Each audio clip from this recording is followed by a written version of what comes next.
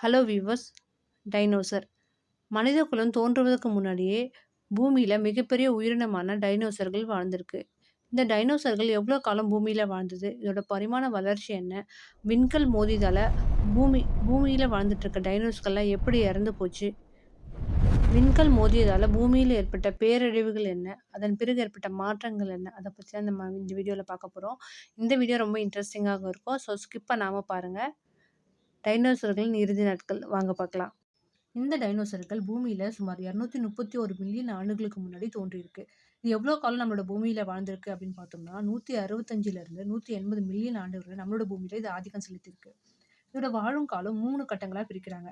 அதாவது த்ரியாசிக், Jurassic, Cretaceous அப்படின்னு 3 கட்டங்களா பிரிச்சிருக்காங்க. இந்த 3 கட்டங்களா இந்த பூமியில வாழ்ந்திருக்கு.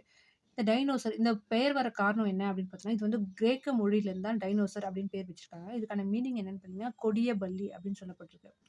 இந்த டைனோசர்கள் வந்து பார்த்தீங்கன்னா, சில டைனோசர்கள் வெறும் தாவரங்கள், இலைகள் உண்ண டைனோசர்களா இருக்கு. சில டைனோசர்கள் வந்து விலங்குகளை வேட்டையாடக்கூடிய சாப்பிடக்கூடிய டைனோசர்களா வாழ்ந்திருக்கு. இந்த டைனோசர்கள் பொறுத்தவரைக்கும் 2 கால்ல நடக்கக்கூடிய டைனோசர்களும், 4 கால்ல நடக்கக்கூடிய டைனோசர்களும் நம்மளோட பூமியில வாழ்ந்திருக்கு. இந்தியாவுல டைனோசர்கள் இருந்திருக்கா அப்படின்னு நம்ம கேட்டோம்னா, இந்தியாவுல தமிழகத்துல வந்து பார்த்தீங்கன்னா, அரியலூர்லயும், திருச்சி மாவட்டங்கள்லயும் டைனோசரோட முட்டைகளும், எலும்புகளும், அதோட படிவங்களும் கண்டுபிடிச்சிருக்காங்க. இந்த டைனோசர் 66 மில்லியன் ஆண்டுகளுக்கு முன்னாடி வரைக்கும் பூமியில ரொம்ப சந்தோஷமா வாழ்ந்துட்டுருக்கு. இதுக்கப்புறம் தான் சம்பவமே இருக்கு. அதாவது பூமியை நோக்கி மிகப்பெரிய விண்கல் ஒண்ணு வந்துட்டுருக்கு. இதோட விட்டம் வந்து பார்த்தீங்கன்னா, 10லேருந்து 15 கிலோமீட்டர் விட்டம் இருக்கும் அப்படின்னு சொல்லப்படுது. இப்ப ஒரு நகரத்தோட அளவு என்னவோ அந்த அளவுக்கு அந்த விண்கலோட அளவு இருக்கும் அப்படின்னு சொல்லியிருக்காங்க. இது கரெக்ட்டா வந்து பார்த்தீங்கன்னா, பூமியை நோக்கி கிட்ட வர வர தீப்பிடிக்க ஆரம்பிச்சிருக்கு. இது கரெக்ட்டா எங்க விழுது அப்படின்னு பார்த்தோம்னா, மெக்சிகோவோட யுகுடன் தீபகற்பத்துல தான் இந்த விண்கல் வந்து மோதியிருக்கு. இந்த விண்கல் மோதலால ஏற்பட்ட பள்ளத்தாக்கு தான் இப்ப இருக்கிறது அப்படின்னு சொன்னது சிக்ஸுல பள்ளத்தாக்கு அப்படின்னு சொல்லப்படுது. இந்த மோதலால பூமியில இருந்த கிட்டத்தட்ட 75% தாவரங்களும், விலங்கினங்களும் அழிஞ்சு போயிருக்கு. இந்த டைனோசரோட அழிவுக்கு இதுவே முக்கிய காரணமா சொல்லப்படுது. இந்த விண்கல் மோதியதால ஏற்பட்ட மாற்றங்கள் என்ன அப்படின்றது பார்த்தோம்னா, இந்த விண்கல் வந்து பூமியை நோக்கி வேகமா வந்து விழுது இல்லைங்களா? அது விழும்போது தீப்பிழம்புகள் தெறிக்க ஆரம்பிக்குது.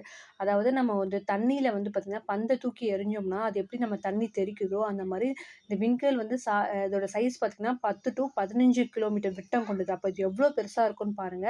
அவ்வளோ சைஸ் உள்ளது வந்து பார்த்தீங்கன்னா, நம்ம வானத்திலருந்து பூமியை நோக்கி விழும்போது அதோட எஃபெக்ட் எப்படி இருக்குன்னு நம்மளே கற்பனை கூட செஞ்சு பார்க்க முடியல. அவ்ளோ எஃபெக்டிவ் ஃபோர்ஸா வந்து நம்ம பூமி மேல வந்து விழுது. அந்த விழுந்த எஃபெக்ட் வந்து அந்த தீப்பிழம்புகள் தெறிக்க ஆரம்பிக்குது. தெறிச்ச உடனே வந்து பார்த்தீங்கன்னா, கடல்ல போய் அது விழ ஆரம்பிக்குது. கடல்ல விழுந்த உடனே சுனாமி அலைகள்லாம் வந்து உருவாக ஆரம்பிச்சிருக்கு. கிட்டத்தட்ட 500 அடிக்கு மேல சுனாமி அலைகள் வந்து உருவாக ஆரம்பிச்சிருக்கு.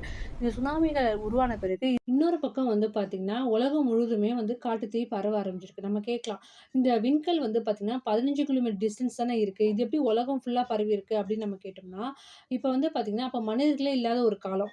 மனிதர்களே வந்து அப்போ தோன்றவே இல்ல. அப்ப அந்த காலகட்டத்தில பூமி முழுவதுமே வந்து பார்த்தீங்கன்னா, காடுகளும், அதாவது தாவரங்களும், விலங்கினங்களும் தான் அதிகமா இருக்கும். அப்ப அந்த காலகட்டத்தில ஒரு இடத்துல காட்டுத்தீ பரவுனாலே, அது ஃபுல்லா எல்லா இடங்களும் பரவ ஆரம்பிச்சிருக்கு. ஸோ ஒரு பக்கம் காட்டுத்தீ ஃபுல்லா பரவ ஆரம்பிச்சிருக்கு. இன்னொரு பக்கம் வந்து பார்த்தீங்கன்னா, சுனாமி அலைகள் வந்து பூமி ஃபுல்லா அழிஞ்சுட்டே வந்திருக்கு. இந்த காலகட்டத்தில கிட்டத்தட்ட பூமியில முக்கால்வாசி தாவரங்களும், விலங்கினங்களுமே அழிஞ்சு போச்சு. இந்த விண்கல் மோதுனால. இந்த காட்டுத்தீயால தூசி, புகை வந்து பார்த்தீங்கன்னா, வளிமண்டலம் ஃபுல்லாவே வந்து பரவியிருக்கு.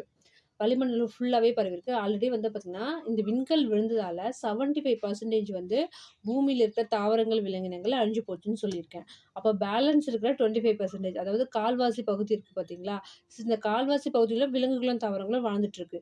அதுல வந்து பார்த்தீங்கன்னா, இந்த வளிமண்டலம் ஃபுல்லா புகை பரவி இருக்கிறதால சூரிய ஒளி வந்து பூமிய ரீச் பண்ண முடியல.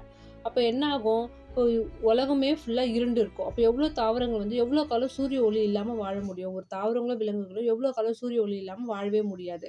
ஸோ, அப்ப வந்து பார்த்தீங்கன்னா, பேலன்ஸ் இருக்கிற 25% அதாவது 1/4 பகுதியில இருக்கிற தாவரங்களும், விலங்குகளும் சூரிய ஒளி இல்லாமலே, அதாவது சாப்பாடு, அதுக்கான காலநிலை உருவாக்கம் இல்லாமலே வந்து இறந்து போயிருக்கு. இந்த பூமி வந்து பார்த்தீங்கன்னா, சூரிய ஒளியே விழாதால பனிக்கோள் மாரி மாறிடுச்சு. ஓகேங்களா?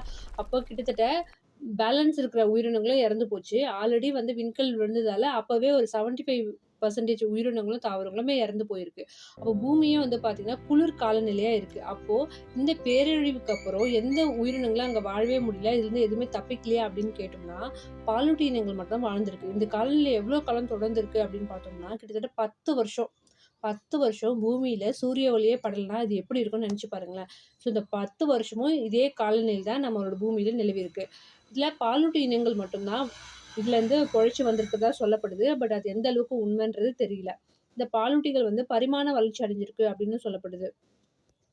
சுருக்கமா சொல்லணும்னா, இந்த டைனோசரோட சகாப்தத்தையே வந்து பார்த்தீங்கன்னா, இந்த விண்கல் வந்து டோட்டலா முடிச்சிருச்சு அப்படின்னு சொல்லலாம்.